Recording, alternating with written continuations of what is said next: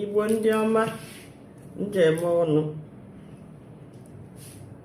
afa m bụ Lolo Nneka Chimezie, ọmụa bụ President Igbo Women Assembly. Ozi m ji bịakwute unu n'ụbọchị nke taata bụ maka ozi gbasara Nnamdi Kalu. Dịka a na-ekpe ikpe Nnamdi Kalu n'oge dịka ugbu a, dịka ya na-arịọ na-ekpe ekpere na Chineke ga-eme amara, ha tọhapụrụ anyị Nnamdi Kalu, ọhamadike ndị Igbo, ọdụkọ na mba ndị Igbo. Mana ụmụ Igbo, ihe m na-agwa unu bụ na ihe gbasara Nnamdi Kalu bụ ọnya ka eji ekwere ndị Igbo.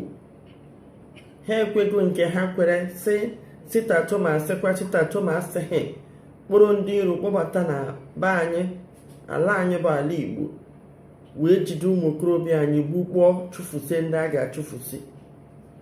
Na-agwakwa ụnụ mụrụ anya na nkata ahụ akpara ka dị ire. Anyị etigide mkpu ndị amị ajụgo oyi, tigide mkpu ihe ha na-eme ha ajụgo oyi, mana ha chọkwara isi ụzọ ọzọ bata ka anyị mụrụ anya dịka azụ. Dịka a na-ekpe ikpe Nnamdi Kalu, na ikpe Nnamdi Kalu ekpesị Nnamdi apụta, anyị aṅụrị anagide.